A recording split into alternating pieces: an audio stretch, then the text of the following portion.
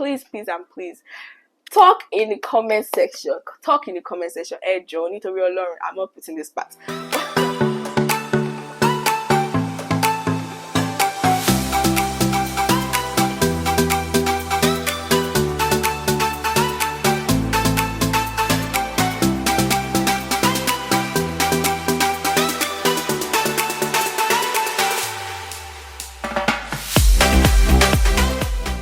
Hey guys, welcome back to my channel, Talk with the Bell. It's the Bell Chico Anli Okolo once again, and now we're done with the Microsoft series, and I put out questions on YouTube, Instagram, Snapchat, as well as WhatsApp to ask whatever you guys want to hear. If you have any questions for this Q&A, this is an opportunity. I didn't come into YouTube the traditional way, and I just felt it was going to be cool to put it out there for you guys to ask me whatever you want to ask me. So Q&A, and I saw some really interesting questions, but we're going to go as fast as we can. This shouldn't be that long of a video, and it should just be fun, my real self, and let's see how it goes. So the first question I had was, what are the meaning of my names, Debelchukwu and Anli? So Debelchukwu means lean on God, and Anli means joy. It varies in certain places in Igbo land. So Anli for me, where I'm from, means joy. And I just see that's two interesting and beautiful names, because when I come on YouTube to share things with you guys, I really do hope I'm bringing joy and light into your lives. So I think it's really important to see why my names are crucial to me, because leaning on God isn't just something that came out of anywhere. I feel like on my day-to-day life and day-to-day endeavors, I've seen how I do lean on God. So if you're naming your children in the future, please take naming very seriously, and I do believe my parents did that well. So my next questions, I'm going to group them into three major groups because they were very similar, and yeah, why not? So the three groups I have, one was life after graduation, two was more about faith, and the third group is more about my channel. So let's get that straight. The first question is the category of what next. So I saw a lot of what next, you're graduating, what is the plan? And it was interesting because in my third video I did say I got an offer. So yes, I got an offer, and that is what is next. I'm going to work. And this person asked me, am I coming to Nigeria? I visit Nigeria a lot because that's my home. That's my home. But to come back to work right now, I don't see it in the plan. But Nigeria is still my home. I'm forever a patriotic citizen by God's grace. The next question was, do I have a bucket list, and hope you're getting some things ticked off? So first semester I had a bucket list, and because of what I was going through, it was just an escape of reality. So I tried crossing out things on my bucket list every week. So I tried going out to like new restaurants, trying out new things in Nashville, which was very fun. But this spring semester, it hasn't been springing the way it's meant to spring, if that makes sense. So I haven't really been able to do things. I haven't been able to try out new things, but I do have a bucket list, and I know that where I'm going next, I am going to try doing new things every week once again, or at least once a month, because it's really crucial that I learn to do those things. So I do have a bucket list, and this person said, what are some exciting or major plans I have after graduation? So I have a bit of time before I start working, so I plan on traveling. I plan on doing solo dates. I plan on taking walks. I plan on going to parks. There are a lot of plans, but the Lord is really teaching me about taking singleness very seriously. So yeah, singleness very seriously, and just trying to do things by myself. And I believe that goes on to the next question. Are you in a relationship? No, I'm not in a relationship. I am at a point in life where singleness is very crucial, and I need to learn how to do things by myself. And till I'm able to overcome that, I'm not in a relationship. I hope that answers your question. So the next question is more about, I think, life in school. And it said, so everyone needs a support system because no man is an island, and mental health is really important. However, have you felt alone or left out at the time you needed your friends? How do you deal with the situation, and how do you think it made you stronger? This is a really good question, because I have a great support system. I have a great community here at Fisk, not just Fisk, back home, and also I do have a great community. So I do feel like I felt left alone, especially during my junior year. During my junior year, when I had so much going on, I couldn't I didn't know how to balance life. I didn't know how to balance academics. I didn't know how to balance relationships, because guys, relationships at work, and not even just romantic relationships, but your friends, your family, they at work. And I saw myself pushing the people I loved the most out because I was struggling with how I was going to figure out so many things I was doing on campus.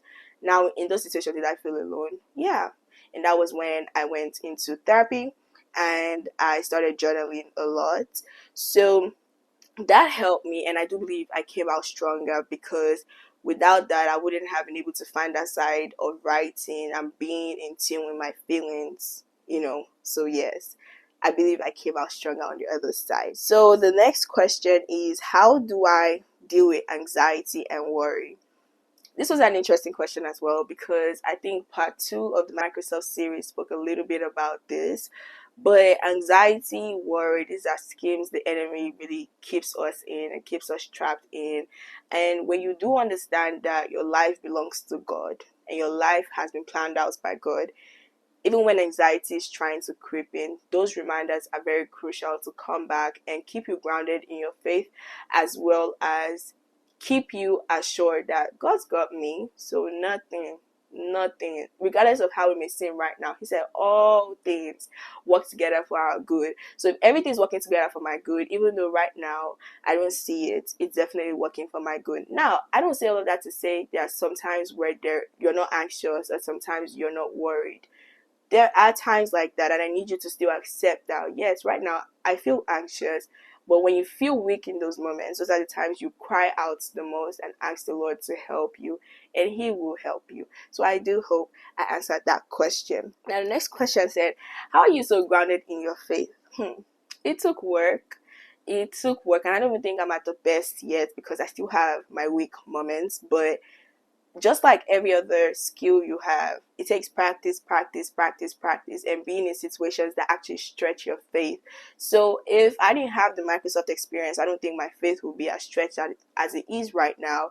And I believe there's still more things to come that will even stretch me way beyond I thought I was going to get stretched. So how I get grounded in my faith, my community helps a lot, just keeping me accountable to knowing that I cannot forget the roots in which I came from, and also knowing that I grew up in a household where faith was a major topic. Like, my church back home is called Faith Tabernacle for a reason. So just having all of those things, even in seasons where it feels like you don't remember it, the inmost part of you knows that you're a child that's been called, and faith is one of the practices you just have to keep. And the Lord really helps. When you cry out to Him and you ask Him, He will guide you. Not saying there wouldn't be weak moments, but He would definitely guide you to keep you grounded. Next question about school now is, how was your experience being one of the only Nigerian business students at your school? Now, this person that asked this question has to know me, because how do you know I'm the only Nigerian business student? Anyways, it was interesting, because a lot of people, when they come here, a lot of international students, they find out that biology or going to med school, a lot of years I'm not willing to give into, or even being a business major and not knowing how you get sponsorship, because STEM, OPT, we don't get that. Now, being a business student was quite challenging, because a lot of people told me, come to the other side, which is changing to computer science and tech, because no sponsorship, that means no internship, and you just get to keep on getting frustrated.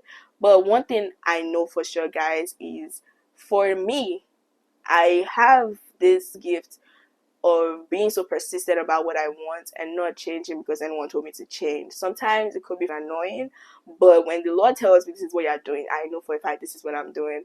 And I've been so stern on accounting for so long that I knew that when I came to college, no matter what anybody was saying, it was accounting I was going to do. Not to say that being the only Nigerian business student could be frustrating sometimes, because we will have international student meetings, and then they'll tell computer science students to sit in one place, biology students in one place, and business students, guess what? I'll be the only one there. I mean, I laughed about it sometimes, but it was also nice to know that I was the only one, because yes, I was a pace setter and also leaving a legacy, but it was also kind of frustrating to know that there wasn't anyone that had gone before me to kind of ask questions. But I'm really, really grateful for my mentor. My mentor went to Ambassadors College as well, and we were paired when she was a sophomore and I was a freshman. She isn't at Fisk, but she really guided me she guided me so well that I could literally just call her when I had questions that nobody here at FIS could really give me, because I was international and business, so no one here had that specialty. But now, after I was the only one, I'm really grateful to help as many other students that come in here and remind them you don't have to change to computer science to do good things or to do great things in the United States. Thank you. My next question was, how do you manage to maintain an intimate walk with God despite all the distractions and worldliness in America? The first thing I would say is, it is possible. It is possible. But environment really changes people. And it's not, sometimes I see it as it wasn't a choice for them to get changed, but at the same time, it is work for you not to get changed.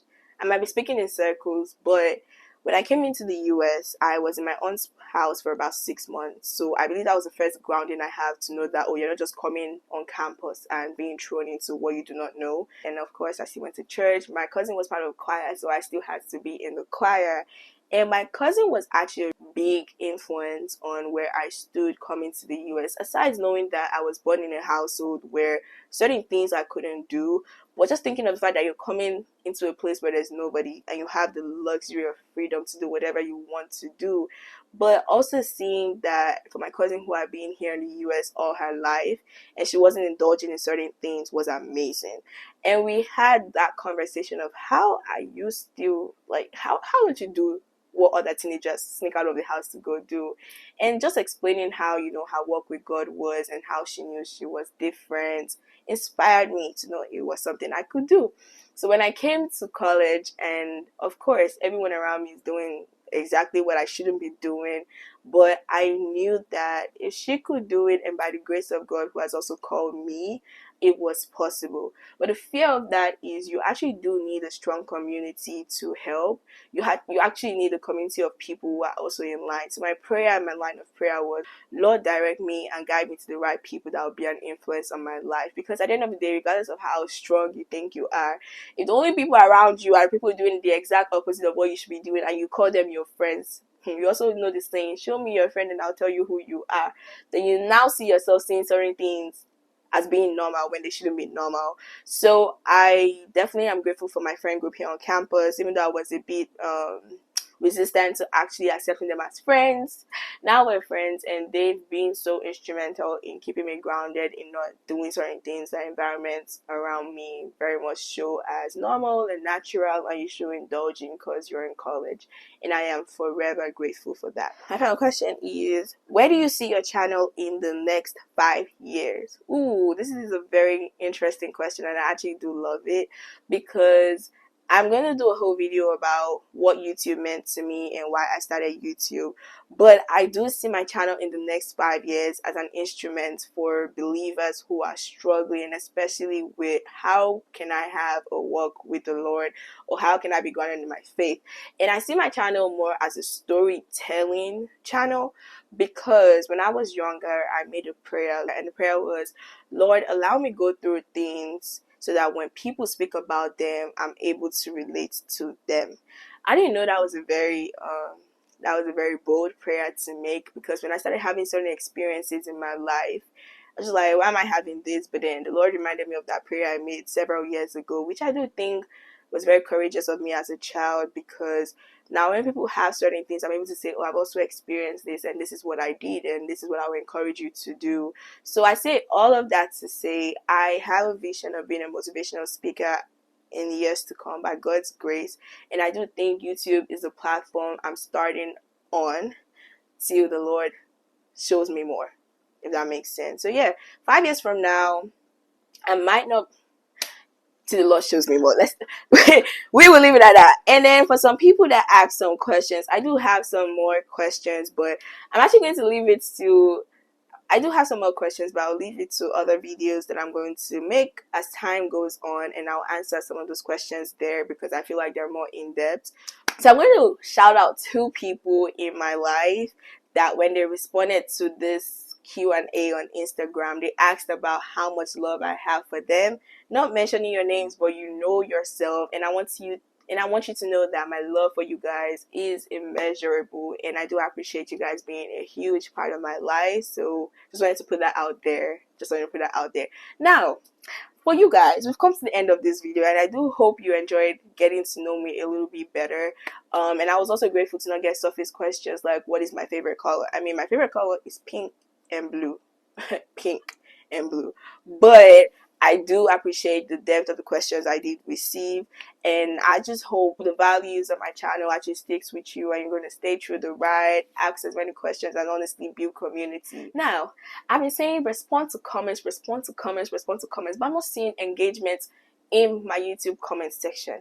A lot of you text me offline, text me on iMessage, text me on Instagram, but I'm like, please, and please, talk in the comment section. Talk in the comment section. I really appreciate if we're able to have more engagement and more flow in the comment section, so that even others who are new to this community can also gain insights from the comment section as well. And then we just keep sharing and growing as a family. We did reach 100 subscribers and more, guys. I am so excited that we're growing, and I'm just grateful to God that I said yes when he said I should do this. So till next time, keep living your best life with Christ at the center of it all. Bye bye, and see you in my next video.